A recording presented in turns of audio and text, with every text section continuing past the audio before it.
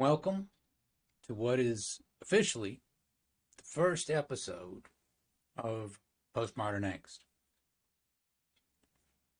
I am Cal Godot, the creator and host of Postmodern Angst. Everywhere I go, people often stop and ask me, Cal, what is Postmodern Angst? And I tell them, Postmodern angst is a common condition. It is found among poets and academics as well as barmaids and priests. The most obvious symptom of postmodern angst is a manifest obsession with documenting minutia and trivia. Other symptomatic obsessions include celebrity gossip, political controversy, conspiracy theories, and of course paranoia.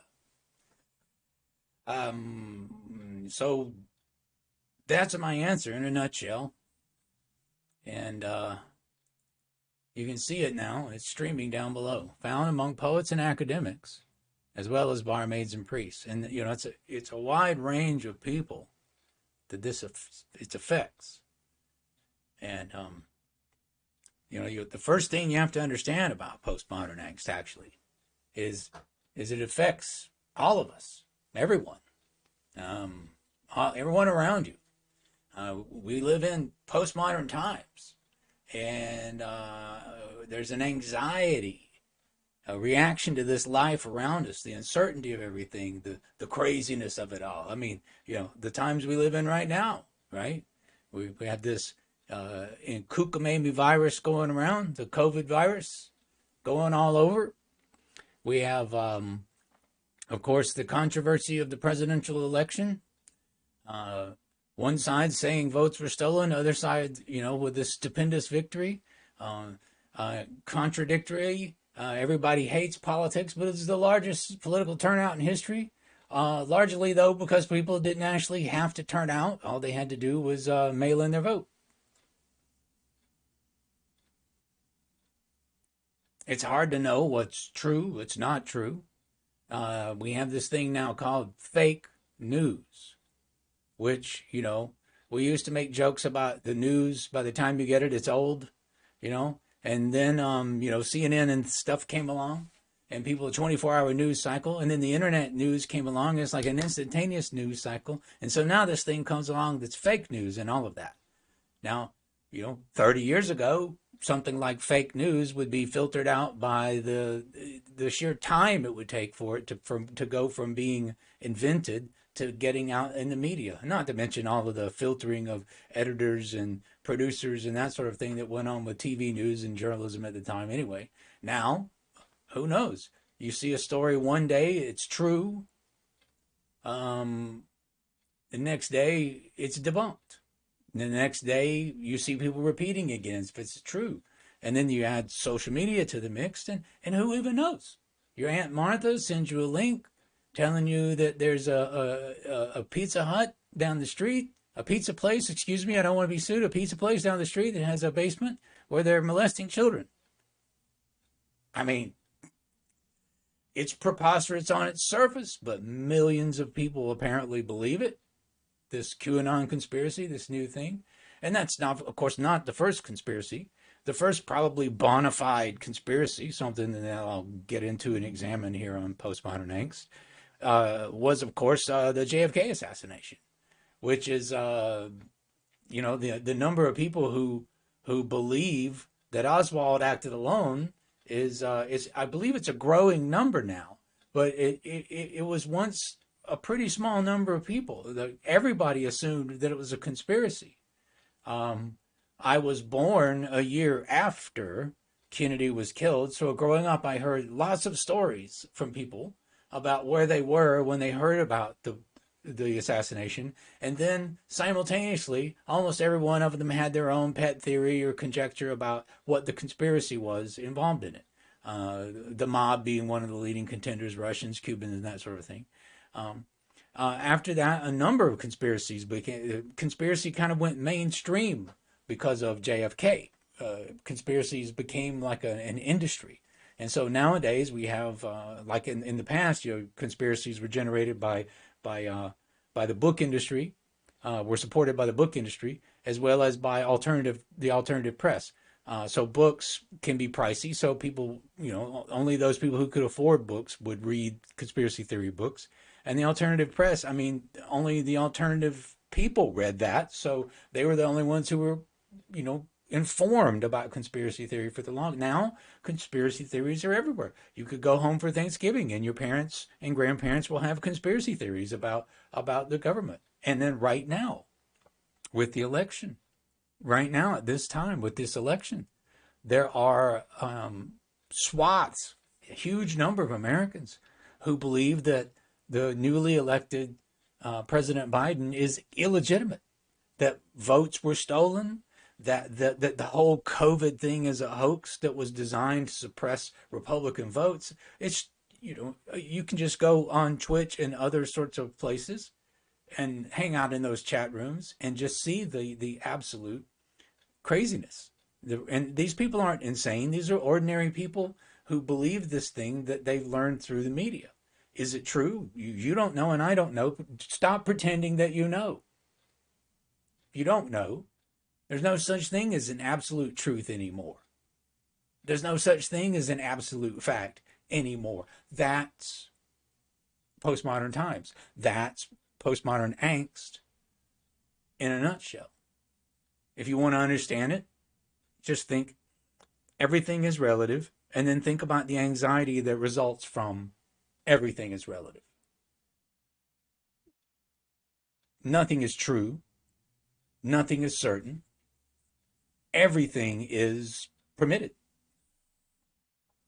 There's no grand narrative to history. Society itself is fragmented. There's no actual meaning to the class structures or anything like that we have in our society. All of the truths that you learned in school are subjective to experience. Each person has their own truths. I know we've all heard this. So everything you know is uncertain. And then the anxiety that arises from this condition is what I call postmodern angst.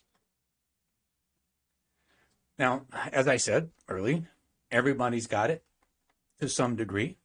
I mean, everybody. Being an intellectual doesn't shield you from it. Being a Christian or a religious believer doesn't shield you from it. Being an atheist doesn't shield you from it. We all deal with this world, this uncertain, ambiguous, sometimes terrifying, but always mind-boggling world. So, I have queued up tonight on the browser several videos that I found on YouTube. You go on YouTube, you search for postmodernism, you come up with dozens, maybe even hundreds of videos. It's a subject that concerns a lot of people, not just pseudo-intellectuals like me. So I want to queue up those videos. We're going to watch those videos and, discuss them.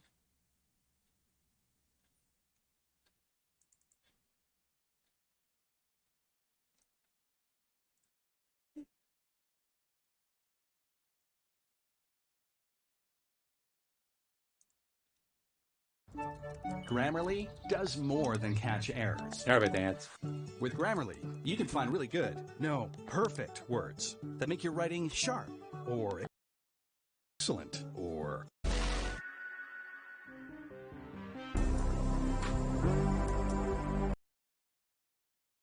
So this first video here, there are a lot of videos out on the YouTube that are, I would say, purport to be introductions to postmodernism, and this one from the Armored Skeptic, which is a pretty good one. I recommend you follow. The Armored Skeptic is a pretty decent introduction, pretty unbiased. It's 11 minutes long, not real short, but not real long either.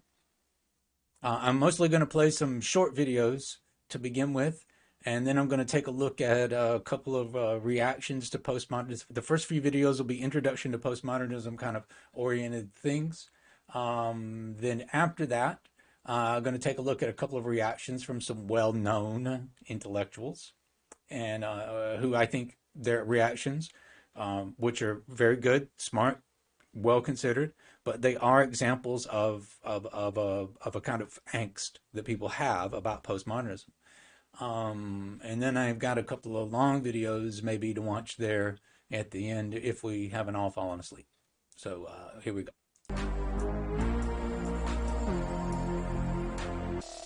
In the last episode of Skeptic Explains, I asked for you to write questions for me to answer in the comments section, and one of the examples that I gave was, what is postmodernism? Now I realize this isn't fair, and it wasn't exactly the most popular question that I got, but lots of you did ask that exact question. So, what is postmodernism? Is postmodernism bad?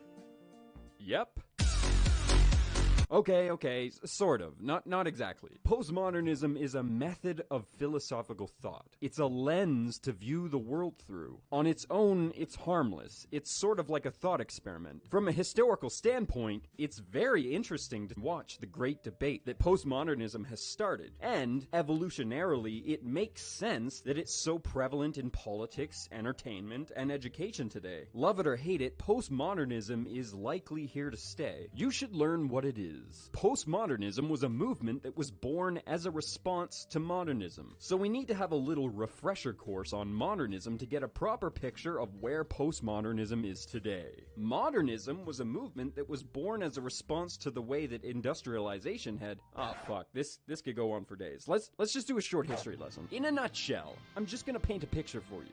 The world used to be ruled by monarchs, kings, queens, pharaohs, popes, what have you. But as technologies improved and communication became easier for lower class people, it became easier for the general public to learn about more abstract concepts. The very concept of philosophy even became more widespread among normal everyday people. It led to the general public becoming more aware and frustrated with the monarchy and the aristocrats that had most of the power and money. This led to a period known as the Enlightenment era. It was kind of the red pill of the 18th century. Enlightenment spawned a hatred for monarchy and religious authority, and a lot of simple modern concepts were born of it, like liberty, freedom, tolerance, progression, constitutional government, and the separation of church and state, as well as things like deductive reasoning, logic, the scientific method, even objective truth.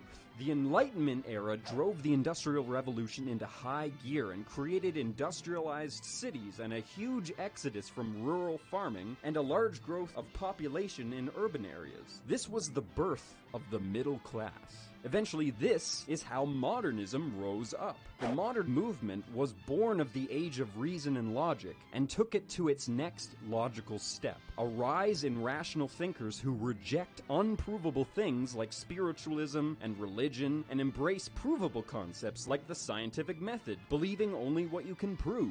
Naturally, this is how God died, as Nietzsche put it. The world was not only just more secular now, atheism was becoming more widespread. People were no longer driven by their identity based on religion, and they were now driven by identifying with other concepts like patriotism, capitalism, communism, fascism. Knowledge was expanding, the world was mapped, technologies were improving life, society was becoming more organized and institutionalized, art was challenging conventions, and it also brought concepts like the American dream. Modernism had turned into a unified concept of progress and development through logic and scientific endeavor. Modernism led to great achievements like the moon landing. Wait, no, that was a hoax.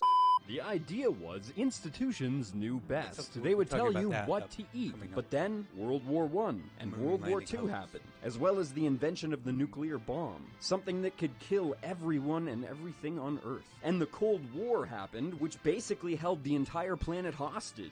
All of these things led to the realization that those same institutions we trusted would progress us into the future are just as likely to destroy us. This is where postmodernism comes in. Postmodernism is a direct response to modernism. And that response was, no, you're wrong. In fact, postmodernism is the rejection of Western civilization as you know it. Well, Actually, it kind of is. Postmodernism does not replace modernism. The two sort of coexist as competing ideas. You don't really have to align yourself with just one concept. It's not a tenet of postmodernism to reject everything, but it does question everything. It doesn't just question everything from modern. I think this is a pretty key point to pause on and take note of, because most of the critics of postmodernism sort of dwell on this point here, this idea that postmodernism, like I call myself a postmodernist, for example, so that means I adhere to like every single facet of this ideology or something, right? So that's the thing, is postmodernism is not an ideology any more than modernism was an ideology.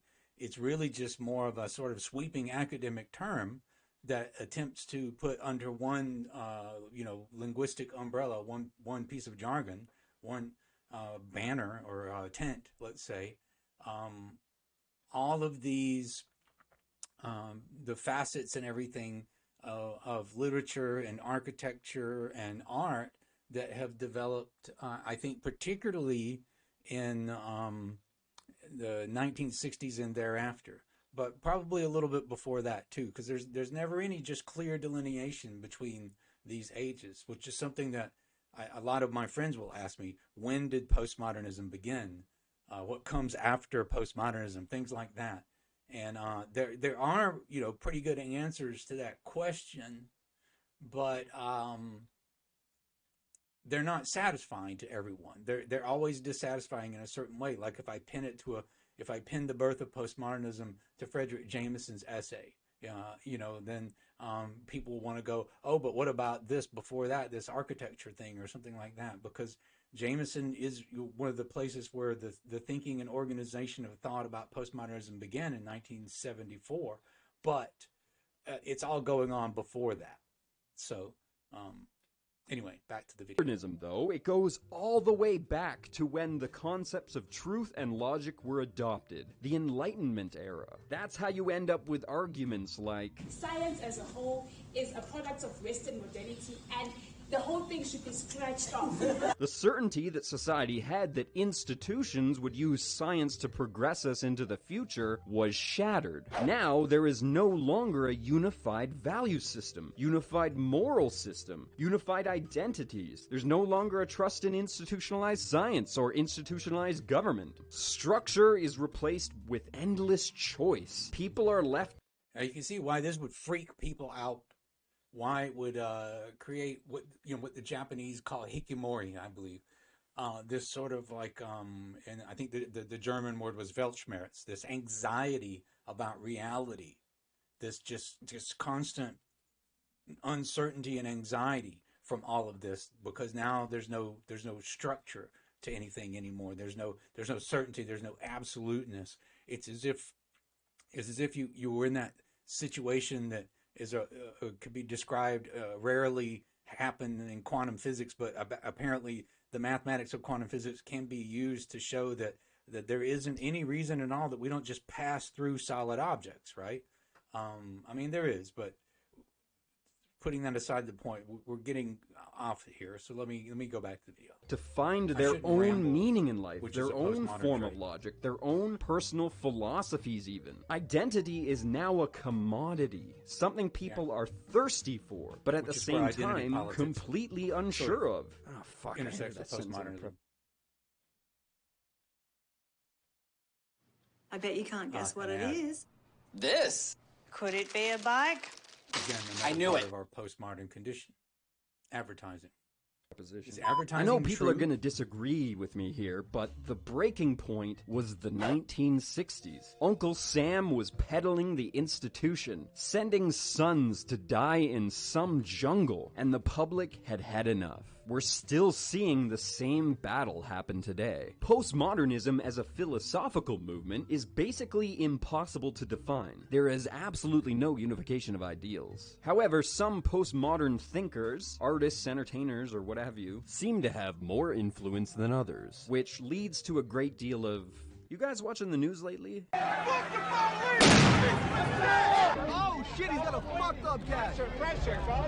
Yeah, this Part of the reason the postmodernism's movement fault. is impossible to Riots. define has to There do were with no the riots way that the before philosophy 1974. creates uncertainty about everything it studies. It's about breaking down conventions and questioning their validity, dissecting everything we know until it dies, and watching it die, and then putting the pieces back together, and in theory that helps us understand it better. This can reaffirm the importance of certain conventions and value systems that we hold. You may in fact be employing inventions of postmodernism like nihilistic humor, or even the shitpost. Art, culture, entertainment, all are influenced are by postmodern. postmodernism. Absolutely. Okay, I think I've spent enough time sucking postmodernism's dick. I'll answer the biggest question most of you have. What is wrong with postmodernism? Like I said, postmodernists question traditions and conventions, including concepts that came from the entire Enlightenment era. Scientific method, Welcome to my logic, first visitor reason, there. deduction. Well, some in the movement flat out reject those concepts.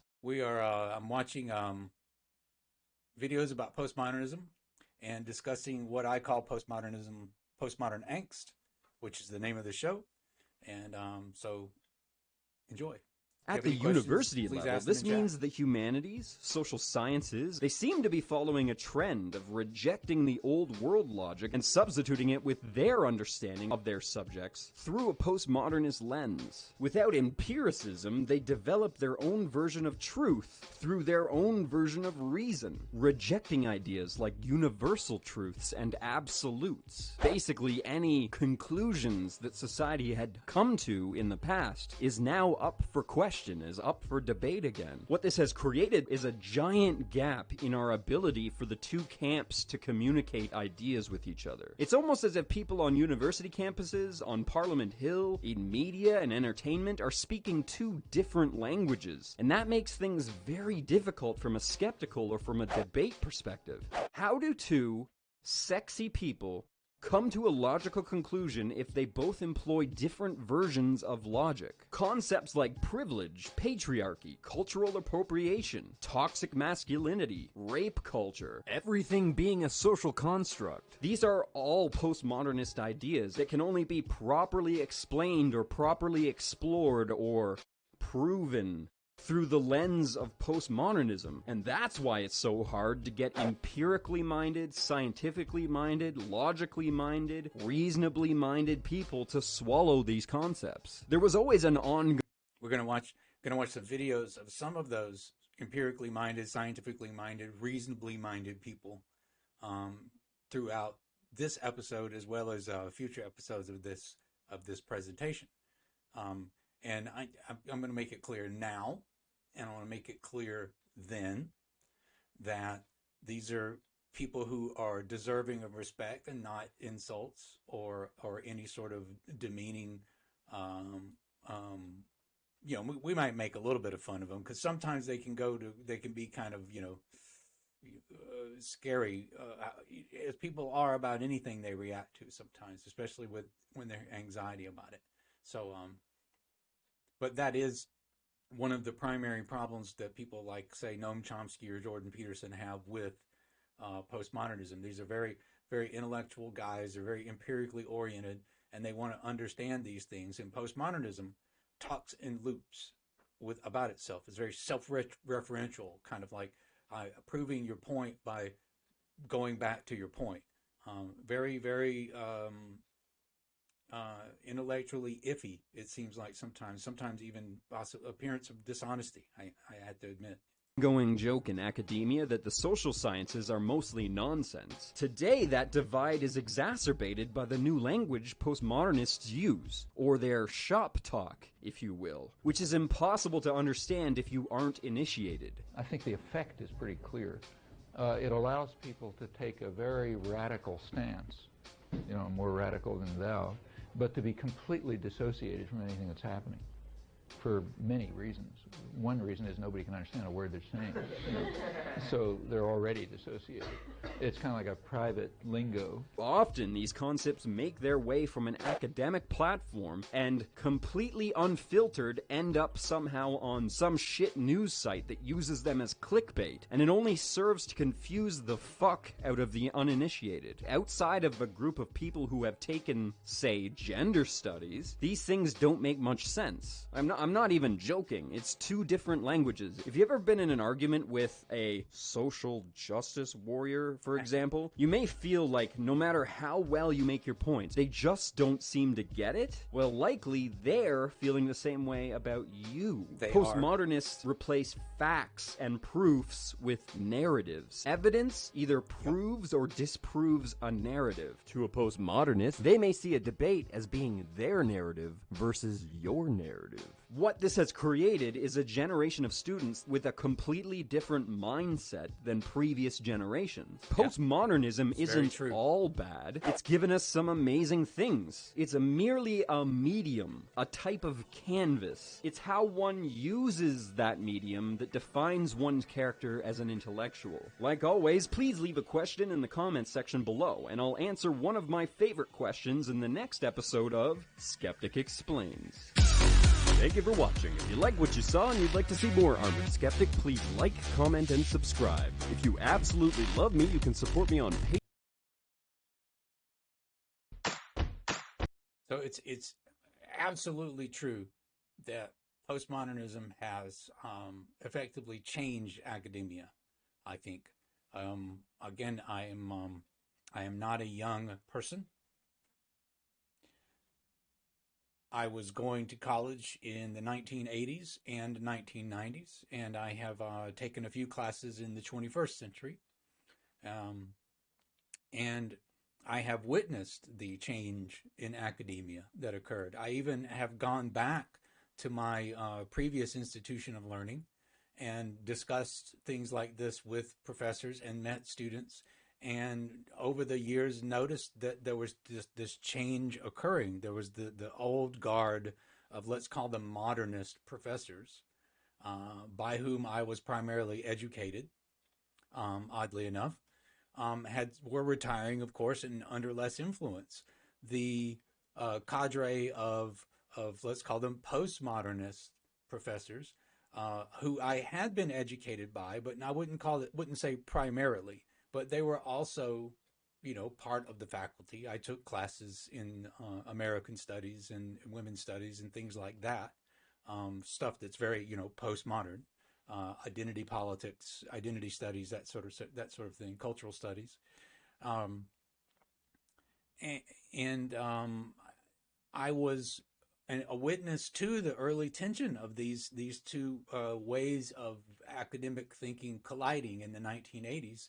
At the place that is best to view these sorts of academic collisions, which is the faculty parties and at the faculty club, but primarily the departmental parties or academic parties or faculty parties that would occur in people's backyards, where abundant alcohol flowed, as well as lots of good food. So you basically got a bunch of tenured professors who are, by and large modernists and, educated in that fashion. And then these untenured professors, largely, who are postmodernists, and they come together. And there's a lot of tension there because, in a lot of cases, the older professors want to sleep with the younger professors, and the younger professors want the older professors' jobs. So there's a lot of this capitalist greed thing, this consumption thing going, and this sort of avariciousness for each other going. And then there's also the rivalry going on. And then, a few drinks into the night, arguments begin to break out. If you're lucky enough as a student to go to one of these parties, at least in my day, it was quite revealing. At any rate, this tension, I would see it then, and it was literally like, though these people were educated in exactly the same fields to exactly the same degree, i.e. they all had PhDs or masters, but mostly PhDs, they could barely communicate. the perspective on academic matters was that skewed. It was remarkable, remarkable.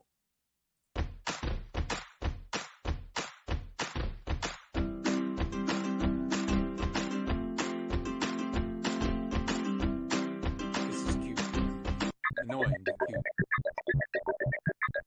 It's short, so we won't be Postmodernism describes both an era and a broad movement that developed in the late 20th century across philosophy, the arts, architecture, and criticism, which marked a departure from modernism. While encompassing a broad range of ideas and projects, postmodernism is typically defined by an attitude of skepticism or distrust toward grand narratives, ideologies, and various tenets of Enlightenment rationality, including the existence of objective reality and absolute truth, as well as notions of rationality, human nature, and progress. Instead, it asserts that knowledge and truth are the product of unique systems of social, historical, and political discourse and interpretation, and are therefore contextual and constructed. Accordingly, postmodern thought is broadly characterized by tendencies to epistemological and moral relativism, pluralism, self-referentiality, and irony. The term postmodernism has been applied both to the era following modernity, and to a host of movements within that era, mainly in art, music, and literature that reacted against tendencies in modernism. Postmodernism includes skeptical critical interpretations of culture, literature, art, philosophy, history, linguistics, economics, architecture, fiction, and literary criticism. Postmodernism is often associated with schools of thought such as deconstruction and post-structuralism, as well as philosophers such as Jacques Derrida, Jean Baudrillard, and Frederick Jameson. But I want to begin just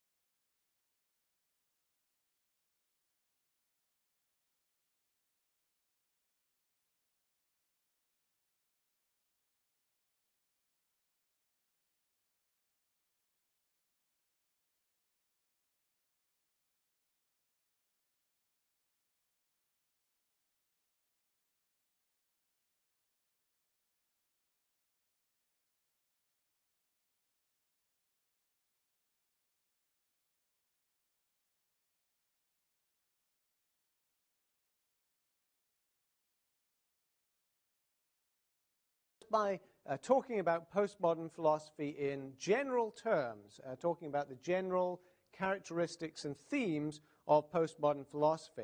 I want to start with distinguishing two different understandings of postmodernism. How does postmodernist philosophy connect to what has gone before, and particularly to modernist philosophy. The word itself, postmodernism, implies after modernism, postmodernism. So in what sense is it after modernism? Well, there are two ways we can understand that. First, we can understand postmodernism as a reaction to modernism.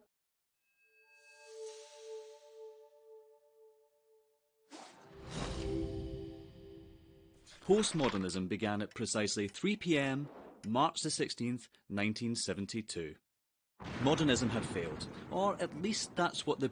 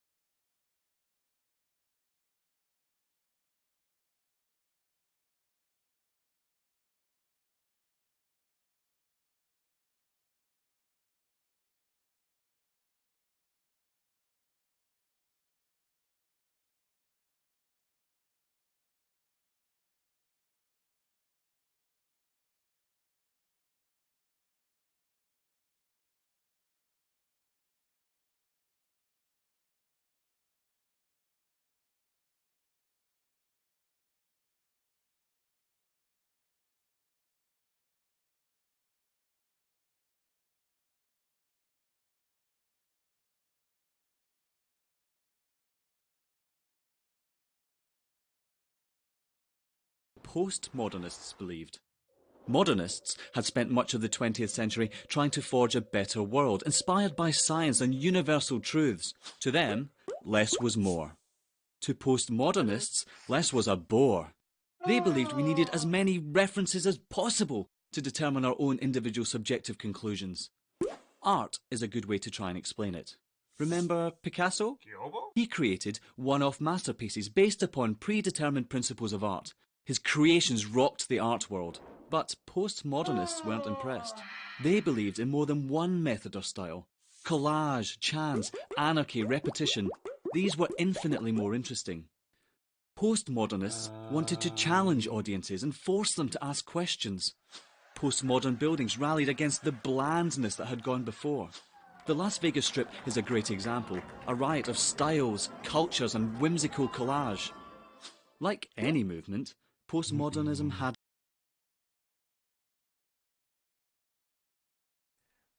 Las Vegas is like the postmodernist city, really.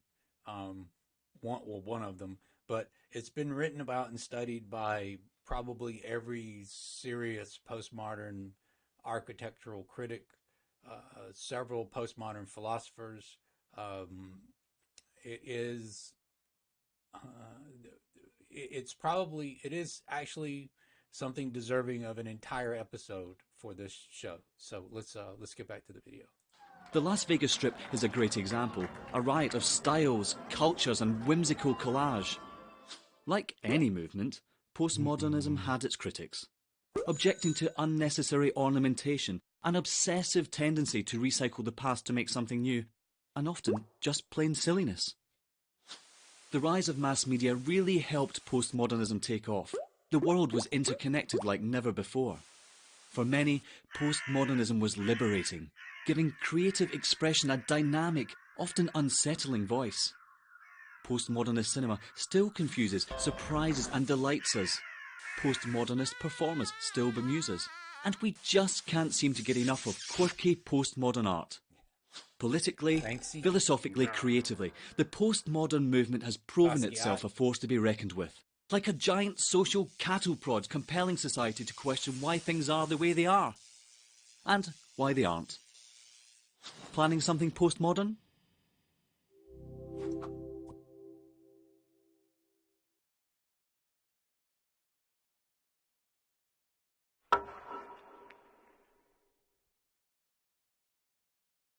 The postmodern condition Lyotard argues that all cultures, ancient and modern, legitimate themselves through the telling and retelling of.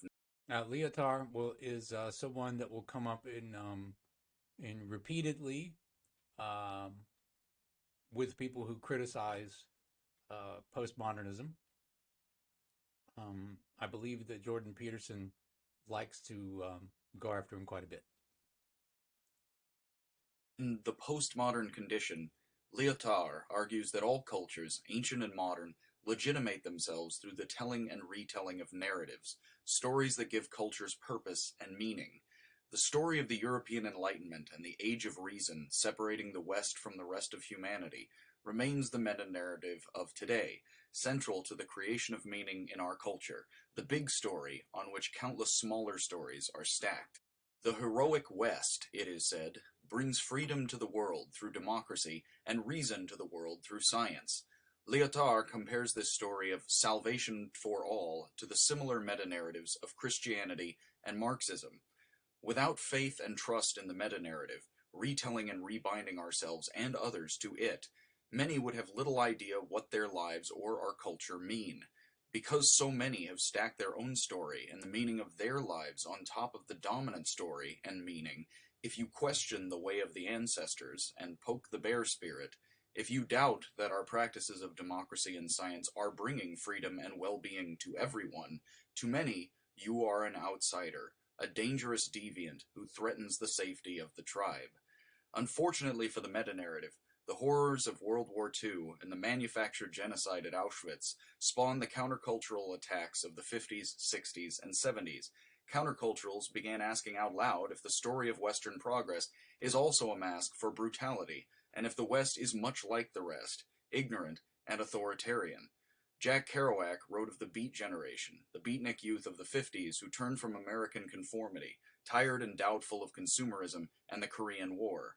The civil rights movement of the 60s called for revolutionary changes to American democracy, which openly excluded many due to race and gender, at the same time protesting the Vietnam War. Lyotard argues that postmodernism is a playful engagement with many conflicting micro-narratives, alternatives that have emerged in the space created by the questioning of the grand meta-narrative. While critics argued that postmodernism and the end of the meta-narrative is itself a new meta-narrative, Lyotard countered that the meta-narrative of the progress of the West is far from dead, merely resisted here and there by a variety of countercultures. For many, the dominance of wealthy nations, the environmental impact of technology on the world's poor, and the supremacist nature of the Western narrative is unquestioned, either out of ignorance or with regret that has no faith in an alternative. Critics of Lyotard and postmodernism continue to ask whether this is a cure for the condition or merely another symptom. Is postmodernism, like the narrative of modernity, genuine liberation, or is it merely a safety valve to accommodate counterculturals, scholars, and gallery-goers who are disenchanted but still require entertainment?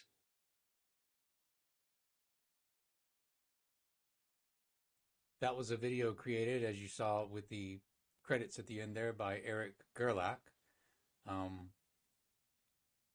Again, this is one of dozens, maybe even hundreds of videos that are on YouTube about postmodernism. So there's no shortage of things you can go to there.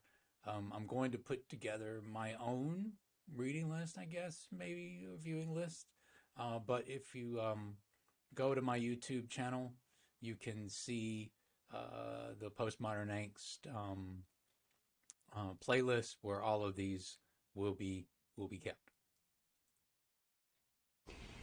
Postmodernism has also... So this is Noam Chomsky. And I want to say that my admiration for Noam Chomsky knows no bounds.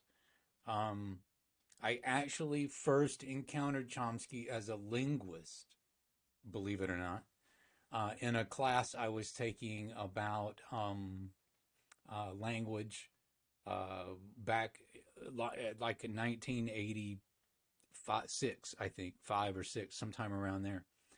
I had not yet seen Manufacturing Consent. I believe that I had heard his name probably mentioned by people, but I wasn't going to a particularly liberal school at the time. So I took a class in language. I wish I could remember the title of the class. I cannot. And the professor introduced us to various theories of language. It may have just been Introduction to Linguistics, for all I know. And one of them was, of course, Chomsky's theory, which I'm not going to get into because it's not relevant here.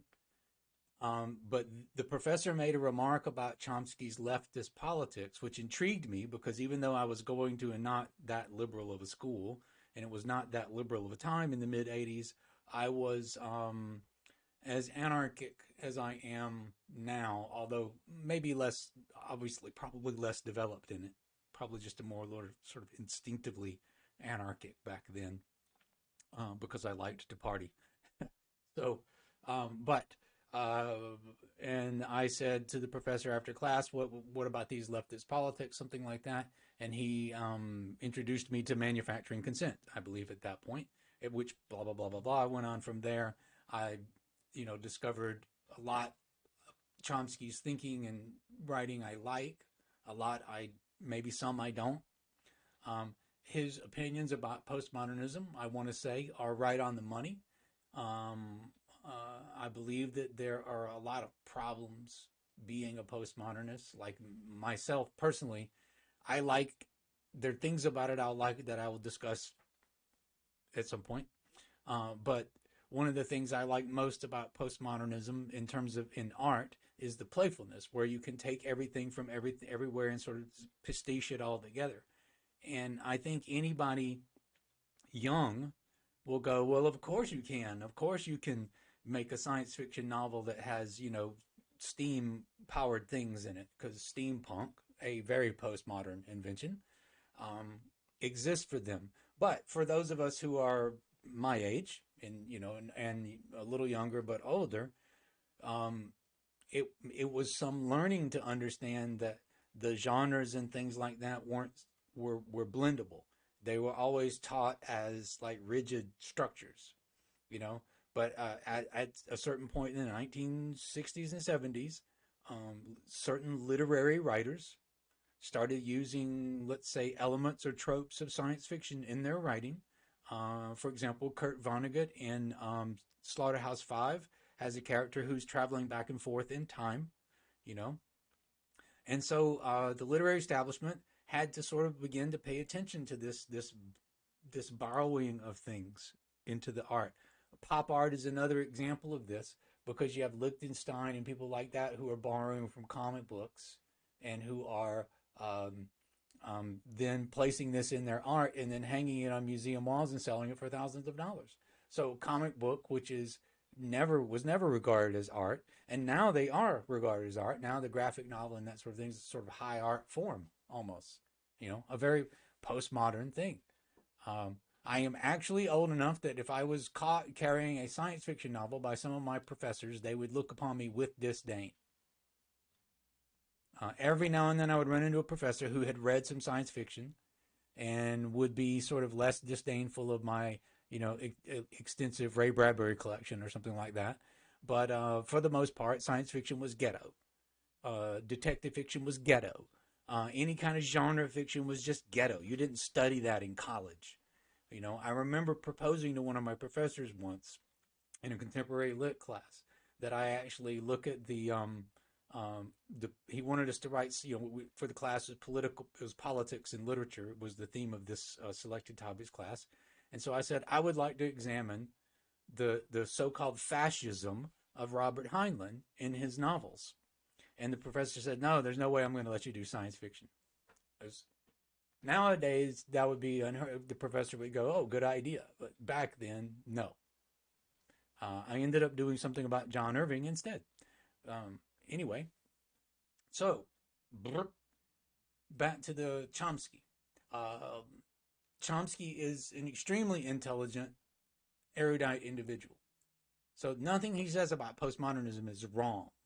And this is one of the things about being a postmodernist, is you can sit there and you can listen to people say things about your, whatever you want to call it, philosophies that point out how wrong you are, and you can say that's right. And that's part of my philosophy, which is the self-referential part that drives those kinds of people crazy. The people who are a little bit more empirically oriented, want things to be more certain, is this idea that I can just sit there and accept that their criticism is actually part of my philosophy. So, Chomsky. Postmodernism has also been characterized by Chomsky, who suffers from postmodern angst, but not to the degree of someone we're about to see in a moment. fairly fierce attack on the legacy of the Enlightenment.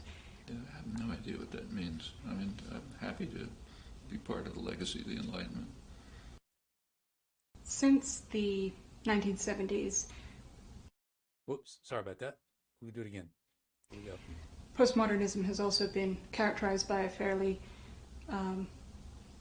fierce attack on the legacy of the Enlightenment. I have no idea what that means. I mean, I'm happy to be part of the legacy of the Enlightenment. Since the 1970s, postmodernism has had a great deal of influence on at least part of the left in this country, and it has been characterized by, among other things, as being quite critical of science and of the Enlightenment tradition. I wonder if you could talk about your view of postmodernism and whether you think that its influence is waning. I have to say that a lot of postmodern work I just don't understand, so I can't comment on it. It seems to me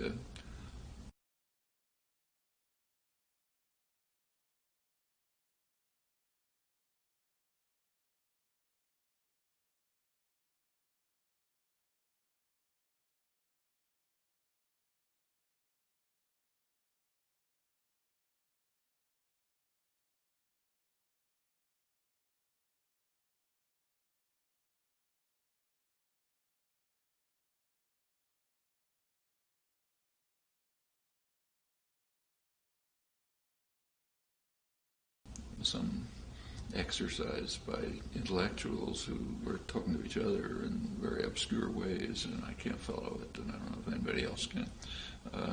Postmodern views of science, by and large, have been pretty embarrassing, I think. There's some interesting work on this. There's a book by two physicists, Jean Bricmont and Alan Sokal, both of whom happen to be political radicals, just running through, it's mostly Paris postmodernism, what postmodern commentators have said about science. And it is really embarrassing. I mean, to the extent you can understand it. I mean, on the other hand, there is a point. I mean, insofar as they say that everything that people do is some kind of social construction, depends on the historical context, cultural context, that part's true. I don't know if you need the whole postmodern baggage to say those things. My feeling is not. At least personally, I haven't seen anything that it doesn't seem to me has to be said in anything but monosyllables. It looks, insofar as I understand it, it's pretty straightforward. And I get the feeling that it's kind of, I mean, there isn't a drive among intellectuals to make things look difficult. It's a kind of self-protection.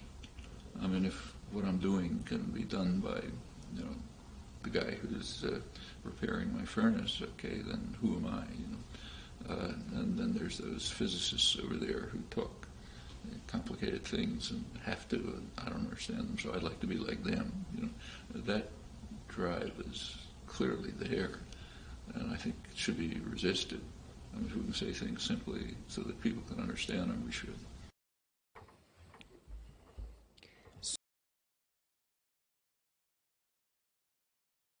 You note that at one point Chomsky admitted that there were some things that postmodernism got right, how everyone exists in a social construct, and how perspectives can alter the perception of truth. This is something I find that's kind of interesting always with critics of postmodernism. They always admit that these things are true, but they go on and exemplify, again, what I call postmodern angst, this anxiety about what postmodernism says, how things are relative, there's no absolute truths. So we're now going to take a look at Jordan Peterson. Again, an erudite man, extremely educated, extremely intelligent, very controversial, I understand, so people have mixed opinions about him, and I don't really even care about the stuff that everybody gives a shit about with Jordan Peterson. The stuff that's interesting about him is that he's an actual super duper intellectual guy who's trying to communicate to the public at large very, very, very deep intellectual ideas, things that people like he and I have spent years studying, trying to put this all into like YouTube videos, all right? And that is admirable. I don't give a damn if you do think the guy's an asshole. And look, I think he's kind of an asshole, but he's an erudite, intelligent, well-read, educated asshole, and you should listen to it.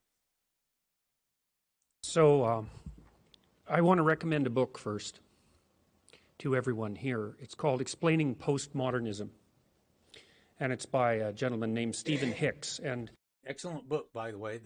I couldn't find any really short Stephen Hicks videos, but I want to actually take a look at that book and him, because he doesn't exemplify a lot of angst about postmodernism. He very, very intellectually, calmly, and stoically sort of takes it apart. Jordan gets pretty angsty about it. You need to understand postmodernism because that's what you're up against, and you're up against it far more than you know or think. And it's a much more well-developed and pervasive, pernicious, nihilistic, intellectually attractive doctrine than has yet come to public realization. It absolutely dominates the humanities and increasingly the social sciences in the universities. And what's happening, you see, someone once said, who unfortunately I can't remember, it might have been Friedrich Nietzsche, said that everybody is the unconscious exponent of a dead philosopher. And fortunately, the postmodern philosophers, most of them are dead, so that's a good thing. But that doesn't mean that their words aren't continually being spoken by people who are following in their wake, let's say. And it's not like any given person is absolutely possessed, say, by the spirit of postmodernism, because often they're not educated enough to know all the details about what it is that has them in their grip. But if you get 20 of them together, and they're all 5% influenced by the postmodernist ethos, you basically have the spirit of the mob that's a mouthpiece for that particular philosophical doctrine. And if you understand the doctrine, then you understand why things are progressing the way that they're progressing. And so I'm going to tell you a little bit about the doctrine, because it's not optional to understand this. It's absolutely crucial to understand this. You can't underestimate the power of ideas and also the power of words, of course, because ideas are expressed in words. But you see, the postmodernists completely reject the structure of Western civilization. And I mean completely. So I can give you an example in one term. Jacques Derrida, who's head trickster for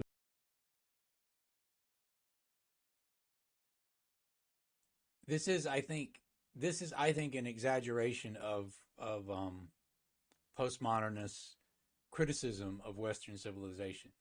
I understand why these gentlemen and ladies who have that criticism make that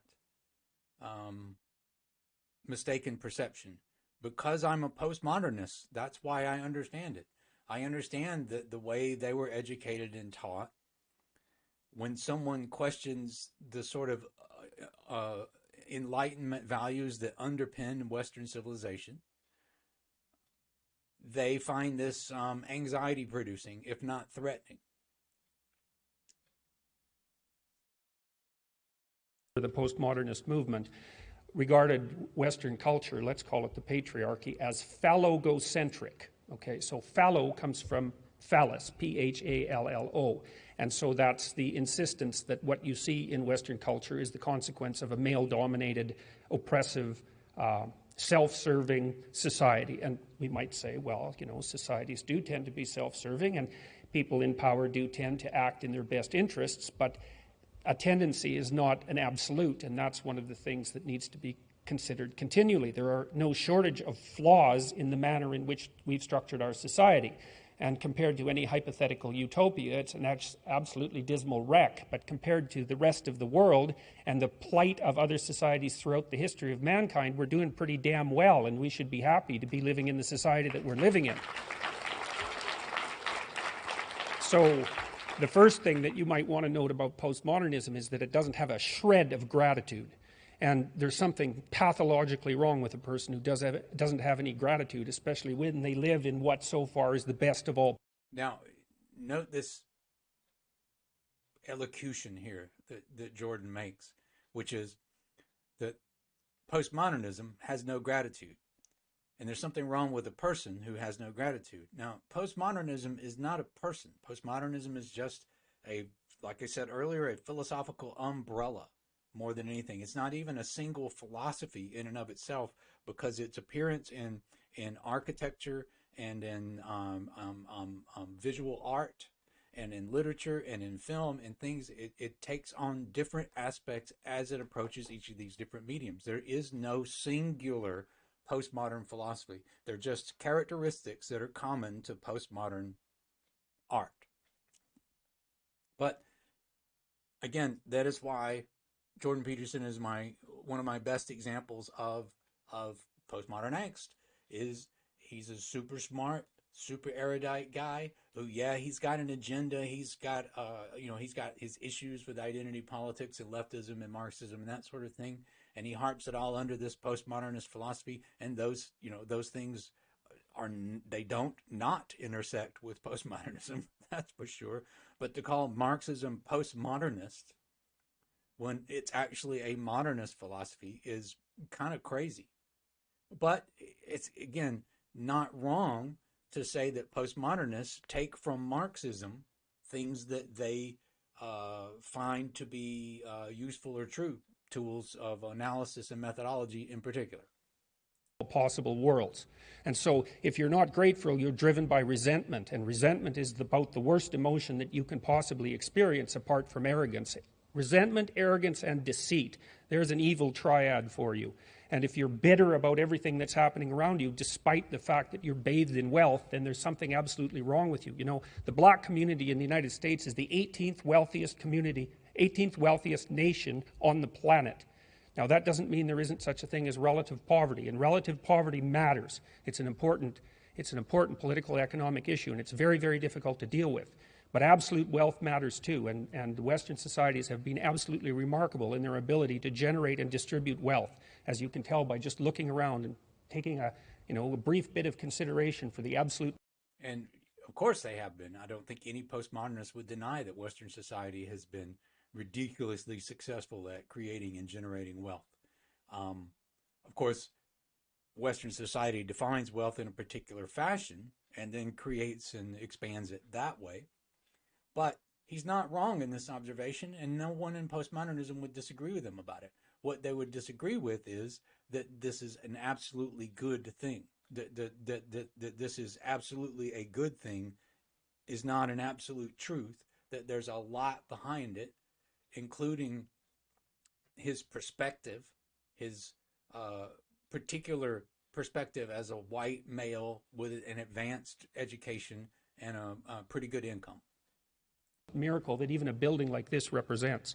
So you have to educate. And it doesn't mean what he's saying is not true because he's a white guy with an education and money. It's saying that that's what informs his perspective, that Western culture is a great thing. He is an exemplary success in Western culture. Of course he thinks it's a good thing. Yourself about postmodernism. Okay, so here's what the postmodernists believe. They don't believe in the individual. That's the logos part. Western culture is logocentric. Logo is logos. That's partly the Christian word, but it's also partly the root word of logic. Okay? They don't believe in logic. They believe that logic is part of the process by which the patriarchal institutions of the West continue to dominate and to justify their dominance. They don't believe in dialogue. The root word of dialogue is logos again. They don't believe that people of goodwill can come to consensus through the exchange of ideas. They believe that that notion is part of the philosophical substructure and practices of the dominant culture. So the reason they don't let people who they don't agree with speak on campus is because they don't agree with letting people speak. You see, it's not part of the ethos. Okay, so what else do they believe and not believe? So, if Jordan Peterson had been an academic 30 years ago, 40 years ago in the 60s, he would have experienced that in that time the leftist academics that he abhors now were similarly kept from speaking on college campuses. It was illegal. I mean, schools would fire you for being a communist if you were a school professor. This kind of thing still goes on. This is not something that postmodernists or the left or liberals or woke people invented. All right, this idea of persecuting people for their ideas, of not letting people speak. All right, I'm not defending it. I am simply acknowledging that this is something that groups do to each other. Okay, it is not something particular to leftists. Now, the invasion of it into the universities is also not something that can be put at leftist feet.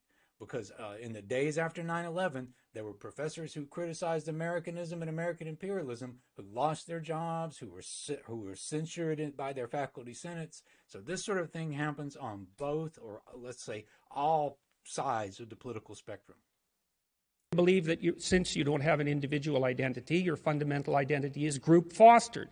And that means that you're basically an exemplar of your race, hence white privilege, or you're an exemplar of your gender or your sex or your ethnicity, or you're an exemplar of however you can be classified so that you are placed in the position of victim against the oppressor, because that's the game. And it's a An example would be probably an exaggeration. A postmodernist wouldn't say that you're an example of your class or whatever, but you are a sample of it, in fact. So you will have the characteristics that other people in that demographic have. This is something that's so true, that is so absolutely true, okay, that the entire multi-million-dollar industry of advertising is built on this idea that because I'm a white guy with some college education, I will like certain foods, certain movies, certain music, certain politics. There's a very good chance of it. You know, it's not an absolute predictive model. It's called demographics, and it's something that is true. Now, taken to the identity politics extent, it's problematic. I have to admit. I have to agree. A post-Marxist sleight of hand, right? The old Marxist notion was that the world was a battleground between the bourgeoisie and the proletariat, and that failed to have any philosophical or ethical standing. That argument, after the working class actually saw its standard of living massively elevated as a consequence of Western corporate democracy, Western free enterprise democracy, and also as a consequence of the revelations of everything terrible that had happened in every bloody country that ever dared to make equity and the Marxist communist dogma part of their fundamental structure, right? And nothing but murderousness and oppression.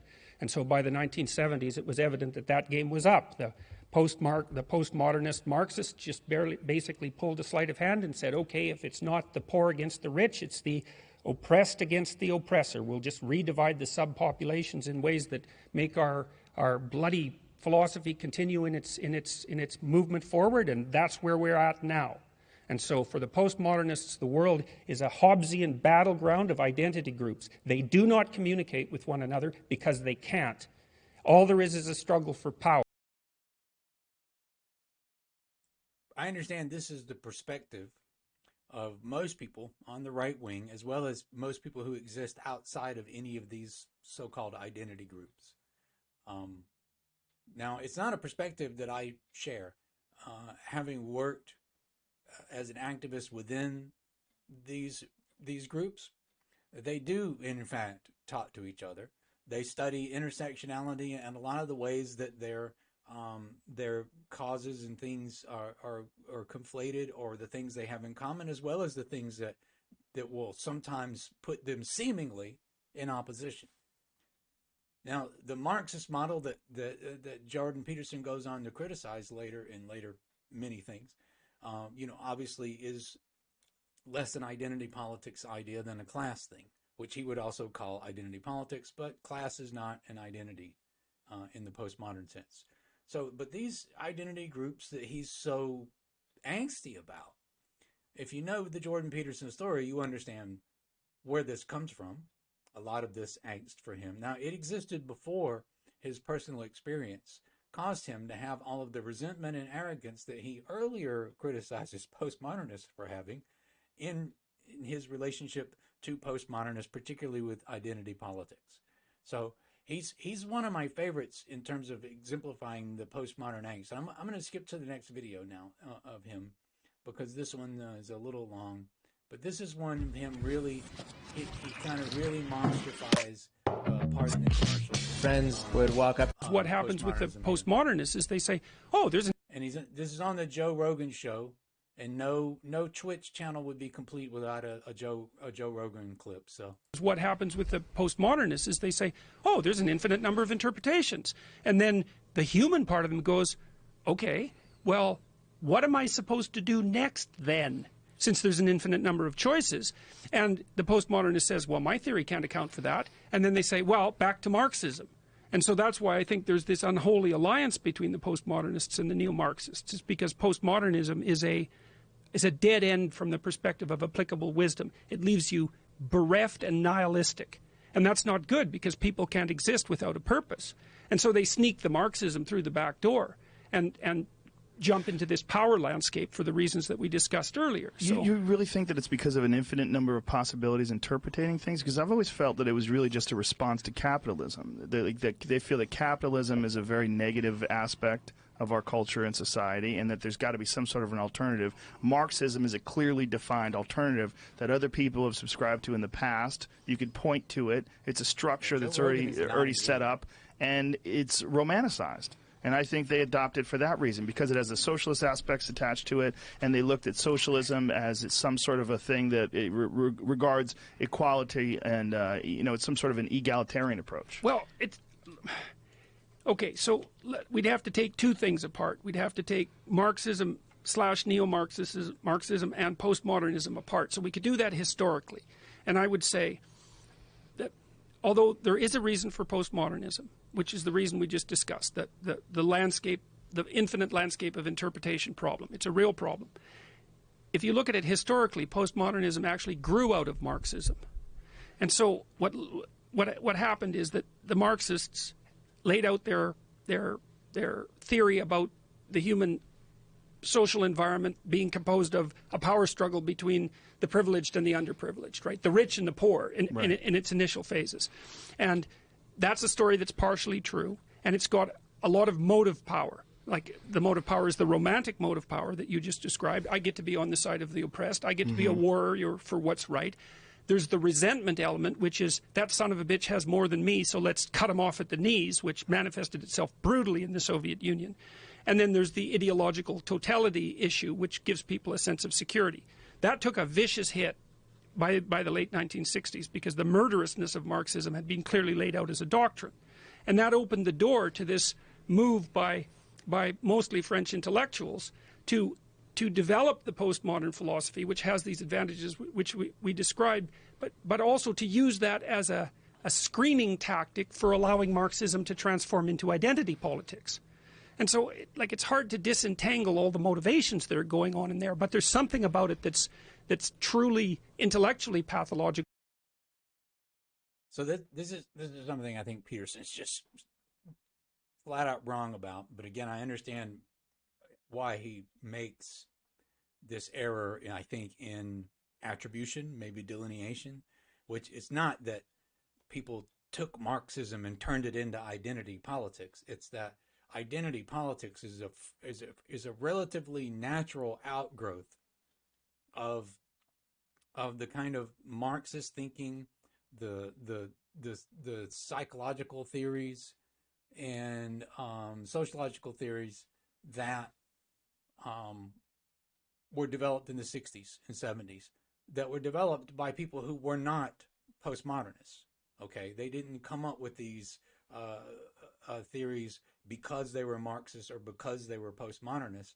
They applied a lot of times the methodology or tools of Marxism, like the Hegelian dialectic and things like that, into analyzing these social and psychological problems, and developed these models and ideas that are postmodern. Because you don't get to be a postmodernist and a Marxist. You actually technically cannot be both of those things at the same time. And the fact that most people are both of those things at the same time raises the specter of just exactly what their motivation is. And then I would say it's this resentment-driven anti-capitalism. There's reasons to criticize capitalism, obviously, but it's this underground resentment-driven anti-capitalism that I think is one of the fundamental motivators. Probable. And I would not disagree with him about the resentment toward capitalism being a motivator of people becoming Marxists or socialist or whatever slur term you would like to use. Obviously, if you don't like capitalism, you're going to search for an alternative. And the chief alternative is socialism and communism. So totally makes sense.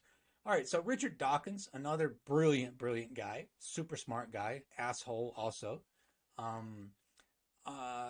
is another guy who gets a little, I don't want to say hysterical, but a little crazy when it comes to postmodernism. Or then there's postmodernism. Yeah. I'm just going to quote one example. This is from...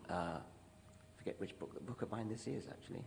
I think it's oh, I know. Yes, it's a book review of a wonderful book by Sokal and Breakmore. Sokal was the physicist who did that. So they all love Alan Sokal, I believe it was. He famously some years ago put together this fake academic paper and submitted it to one of the leading journals of postmodernist linguistics, I think, or maybe sociology. And the paper was accepted even though it was complete hokum. And I believe it was published. And then, I mean, you can look it up on Wikipedia, the Sokal hoax, S-O-K-A-L. All the critics of postmodernism love this incident because they think it shows that the whole of postmodernism is a bunch of crap and that you can write gobbledygook and get it published. And I can't deny that it happened. But it's really more about the bad editorial procedures of a certain journal than it is about a sweeping philosophical, school of thought. Splendid spoof article which fooled all the postmodernists and it left them with egg on their face. The feminist philosopher Luce Irigaray is another who is given whole chapter treatment by Sokal and Breakmore. In a passage reminiscent of a notorious feminist description of Newton's Principia as a rape manual. Newton's Principia is a rape manual. Irigaray argues. So students of logic will recognize what Dawkins is doing here, which is to cherry pick an extreme critic who probably, take the quote out of context, probably. I mean, I haven't read the work, so I can't say, but he's definitely not reading you the entire work. So he's picking this quote that Principia is a rape manual, and he's going to use this to sort of show you that all of postmodernism is bad. So we those of you who study rhetoric and logic, and you understand what's going on here.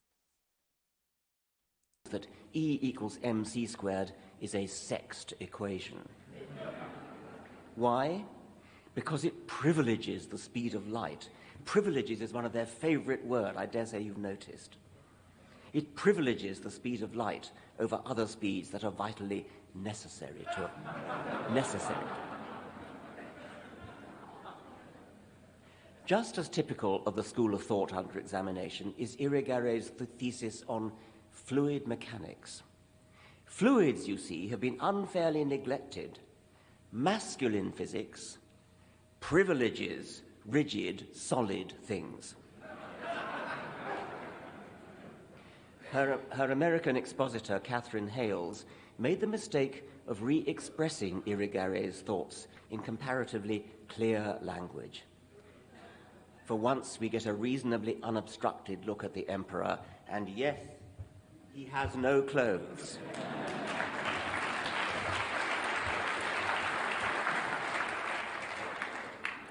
Quote, The privileging of solid over fluid mechanics, and indeed the inability of science to deal with turbulent flow at all, she attributes to the association of fluidity with femininity. Whereas men have sex organs that protrude and become rigid, women have openings that leak menstrual blood and vaginal fluids. From this perspective, it is no wonder that science has not been able to arrive at a successful model for turbulence.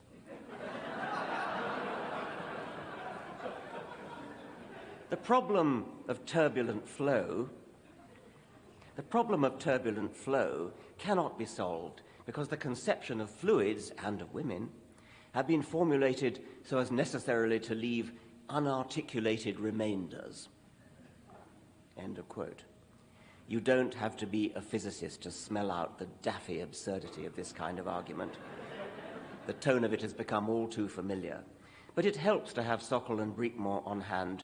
And he's right. Those are daffy ideas. To tell us the real reason why turbulent flow is a hard it's problem. It's very possible that those papers develop those ideas better, but when we're looking for daffy ideas, we find the daffy ideas, and we point out how daffy they are. You know, they're daffy. It's a daffy idea to suggest that the reason that they studied solid objects instead of fluids is because men have penises. It's a daffy idea. It's completely daffy. But not every idea has to be a good idea. We only know what the great ideas are because they're mediocre and daffy ideas. I mean, come on, let's face it. So one group of people that are particularly perplexed and upset and made anxious by postmodernism are religious believers, and it's pretty easy to see why. Because postmodernism rejects the idea of absolute truths or grand narratives of history.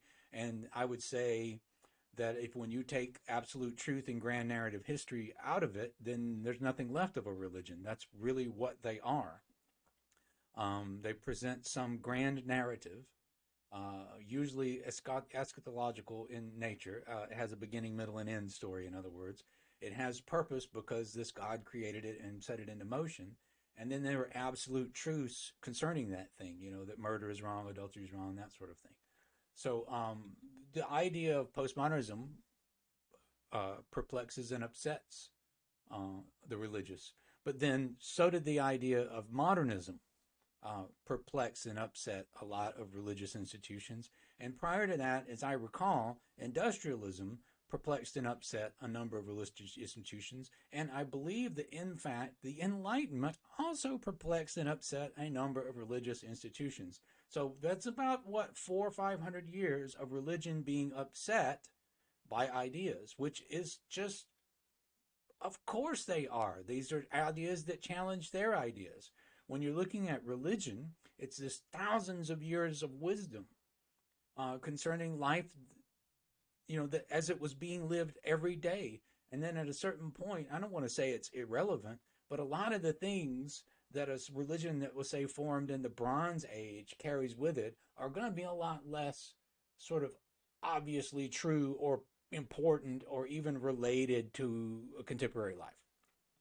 So along comes postmodernism, saying that all truths are relative, that there's no absolute truth. And while there are religious people who've managed to accommodate this into their philosophy, largely Christians, Jews, Muslims, everybody probably except Baha'is and Scientologists are disturbed by postmodernism.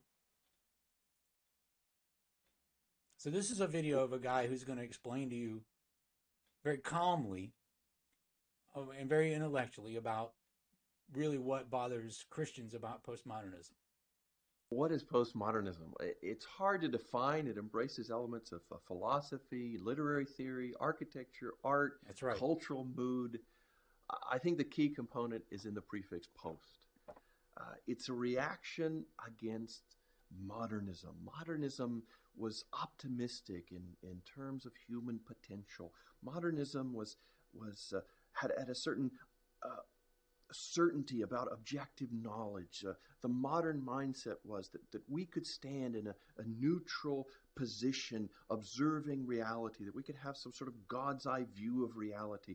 Modernism had a consciousness of the unity of all knowledge and the faith and the power of reason to come to truth. But through a variety of philosophical factors, through cultural events, that confidence in modernism has dissipated.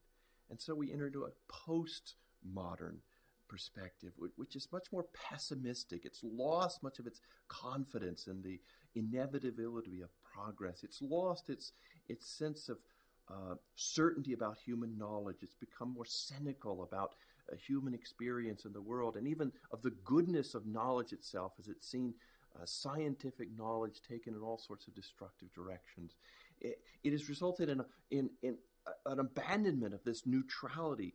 No one is in a neutral position. No one has a God's eye view of reality. We're all culturally situated. There's a multiplicity of perspectives. So there's no unified perspective on truth anymore. And claims to truth become simply impositions of power that must be deconstructed for what they really are. We are shaped, perhaps even determined, by our communities in which we live. This is the postmodern perspective. Some people say that it's simply taking modernism to its logical conclusion, a human autonomy in the world without God. It began in some sense in a literary context in which the author of a text was no longer significant. All that matters is my reading of the text, my perception of the text. And now that perspective is applied to all of reality. The author of reality itself, God, is no longer significant. That we must create our own meaning, our own reality, our own purpose for life. There is no grand story. There's no meta-narrative that explains all that exists. No, truth is simply what works for you. It's what you can get others to believe. We create our own truth. We create our own meaning. That's the postmodern world, the mindset that we have, in which we engage people in ministry these days.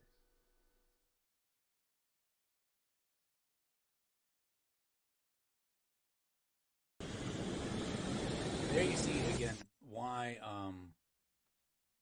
briefly, conservatively, what it is about postmodernism that upsets Christians.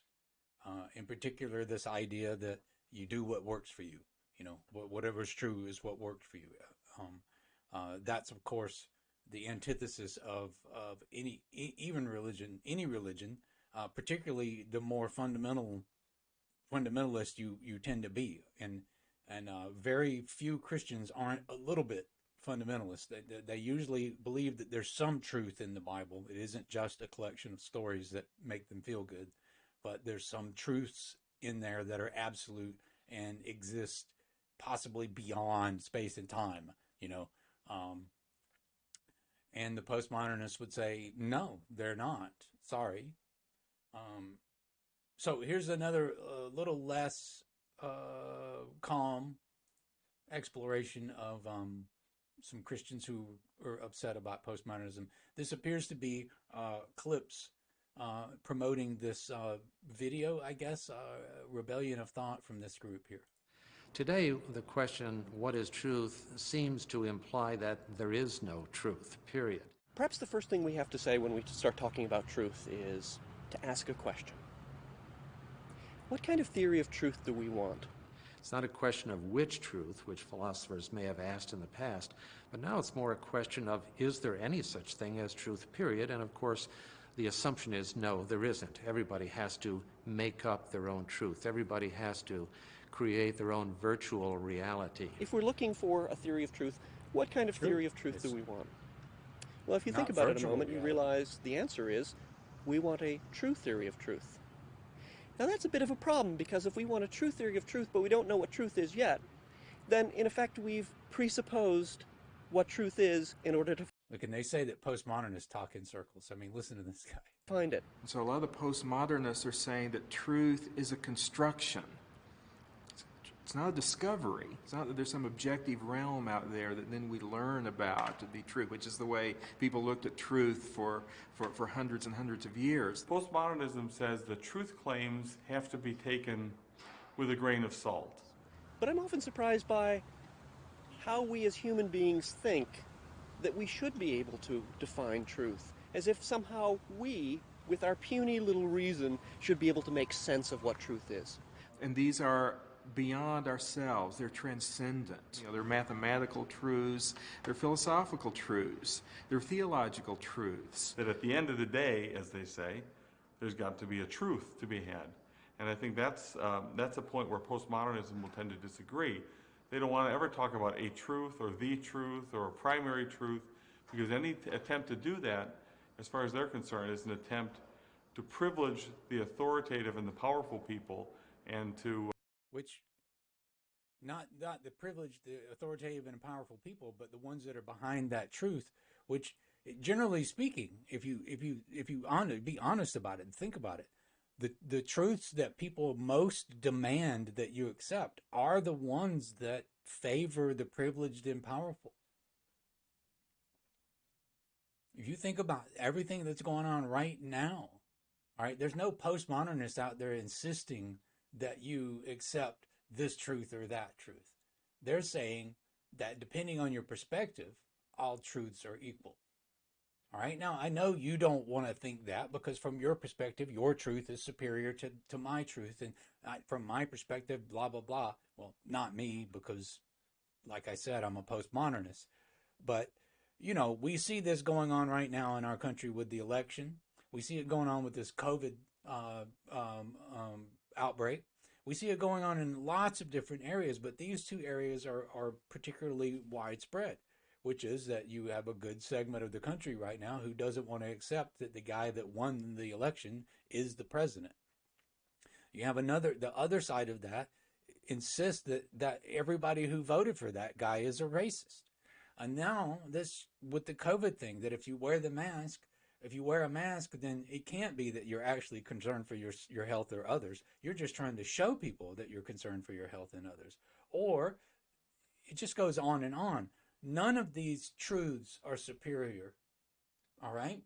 The truth of Anthony Fauci and his facts about disease are not superior to the truth that restaurants and retail are suffering, especially if they're not large corporations. All right? So these are all relative truths. So I'm often boggled by why people are bothered by this, because I notice that people actually operate on this assumption that not everything is true, not everything is certain. But then when it gets pointed out and brought into the light, I guess, by postmodernists, it causes the anxiety, known as postmodern angst. To subjugate the minority. We as human beings have some inkling of what truth looks like. And so all our attempts to define truth begin with that inkling. And I take it that, as a Christian, that inkling is something that is given to us by God. Postmodernism proves what Christians have been saying for hundreds of years, that without God, there really will be no basis for truth, or for reason, or logic, or for order in the universe, or anything else. It is the very nature of truth that it is what it is, independently of what anybody says. So, even before anybody knew that the Earth was round, or relatively round, that it's floating in space, and so this is saying it is what it is. There's this thing that when people do this circular sort of statement, it's meant to make them sound intelligent, but everything is what it is. Okay, this glass is a glass. All right, this remote control is a remote control. All right, this Rubik's Cube is an unsolved Rubik's Cube. Okay? Everything is what it is. Orbiting a certain star in our solar system, it was still the case that the Earth was round and was orbiting the sun. Whether or not anybody believes it, in a way, is incidental. The insight of the postmodernist is that there are many perspectives. It wasn't incidental to people who had their heads chopped off by religious leaders for saying it. But what postmodernists tend to miss is to claim that there are all these perspectives is to make a truth claim. Exploration films, where curious truths and uncommon minds meet. So one of the areas that we would all like to believe there's more certainty is the law, the system of justice under which we all we'll be punished if we do wrong. We'd like to think that a law is a law is a law, and that people are equally, considered under the law, equally charged, equally pursued, equally imprisoned. But of course, we know that's not true. Everybody knows that's not true. The first thing that we know is that rich people get away with a lot of things. We know that the hammer of the law comes down harder on poor people. We know these things. Now, why it happens, we won't get into, but these are truths about it. This gentleman here, Randall Niles, he's got several videos on the YouTube about law, things and ideas, philosophies, that sort of thing that he thinks about. I guess he's a philosopher, I guess you could say.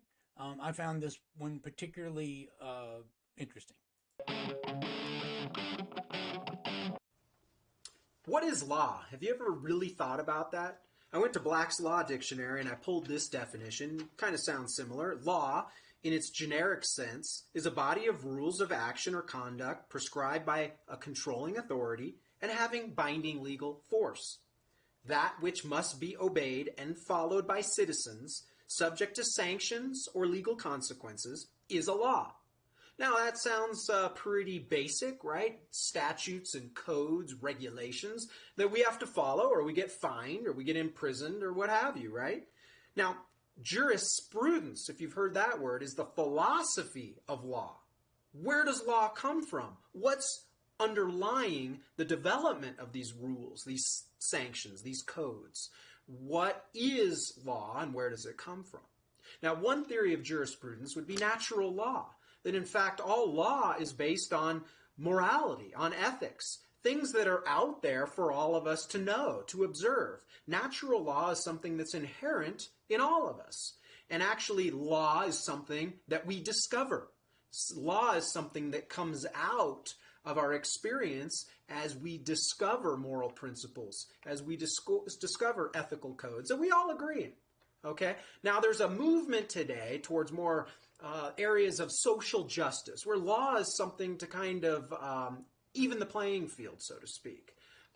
Critical legal studies, positive law, which would say that the collective, the evolutionary progress of a society dictates what law is. Throughout history, law has been something that says that those in power tell you what the laws are, because they want to keep power, right? So those in power tell you what the laws are, and then they enforce the laws that they just told you have. And then finally, there's a notion of self-law. This is very relativistic, very postmodern, which would say we all control ourselves. Since morality and ethics is of the self, it's relative to our own personal experience, then we are in control of law, thus self-law. Now, when you really go through all these different concepts of law, law is super powerful, isn't it? Law does control society. Those who are in power do have the ability to create the rules and enforce the rules. But is there something more? Is there something that holds all of community together? Is there something that says that there is a morality, that there's an ethic that transcends human cultures, that transcends personal experience, that transcends the greedy or the manipulative power structure? Again, something to really look at today in our culture, in society, in the world, because there's a huge battle at what law is, where it's ultimately derived from, and who gets to enforce it.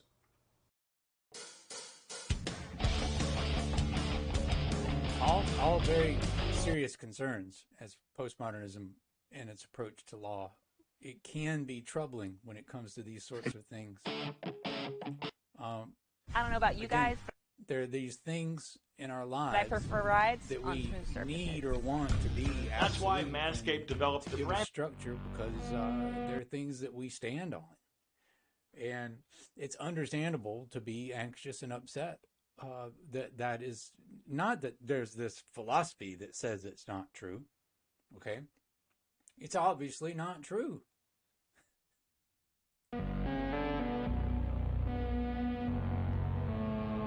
These sorts of ideas have So right there is no such thing as an objective truth. I mean, aside from certain scientific principles, which even can probably fall apart under quantum mechanics or something like that, you won't be able to come up with objective truths. All facts are interpretation. This is largely true.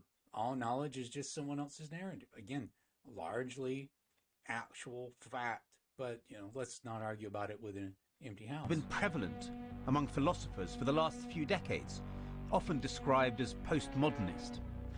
Originally meant to help unseat those in power, to bring in previously repressed voices into the political debate, they are today being used by a new breed of leaders to entrench their authority.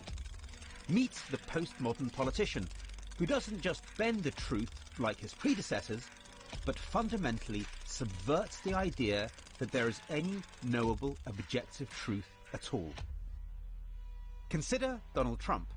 He happily contradicts himself, for example, boasting that he had once pretended to pose as his own PR man, and then denying it.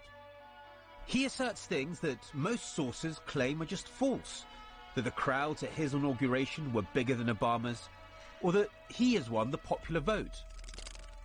Putin has the same disdain for facts.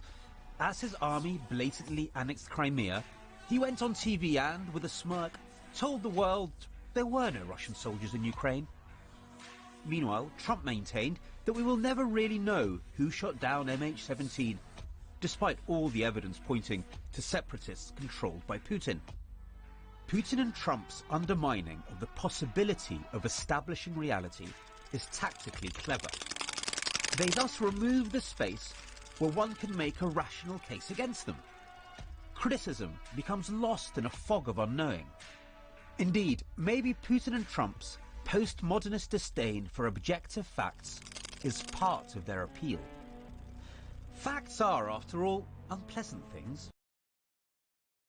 I've actually been told by some people who would know that there, in the same way that there's this faction of people who believe sort of fanatically in Donald Trump and his truthfulness and how he's going to save America, there is a contingent of Russians who believe the same thing about Vladimir Putin, which is hard for us out here to understand because the Western media presents nothing but a negative side of Putin.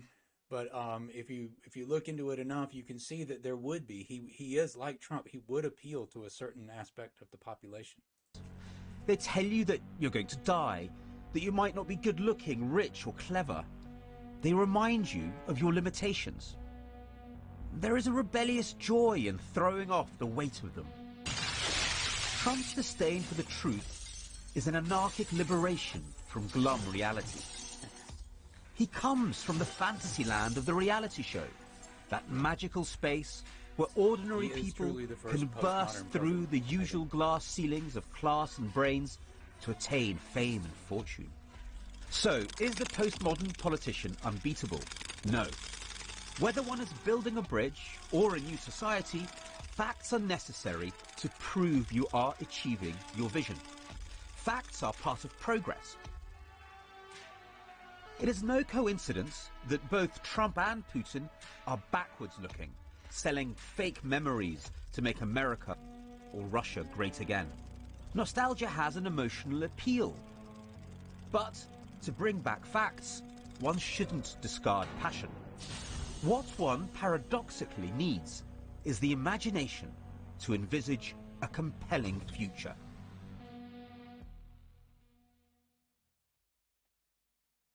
So you can see why anxiety about a postmodern politician is without a doubt well-founded anxiety. I feel like a large portion of postmodern angst, people's reactions to postmodernism, are in fact very legitimate and, for lack of a better word, comprehensible to me. I have some degree of compassion for people who are perplexed and troubled by this world's lacking absolutes, lacking certainty. I would certainly probably feel better being able to believe that there's something certain and true in this world, like they like to go for things like, the mother's love for their son and a dog's love for his boy and things like that as these certainties, these sort of nostalgic, again, throwing back to the past. But this is the undeniable fact that this world we live in is fragmented, chaotic, disjointed.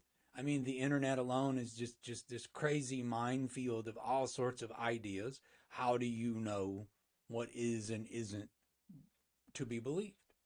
As I mentioned at the beginning of the broadcast, we have this thing, we have the fake news now, and we've always had fake news. It used to be called propaganda.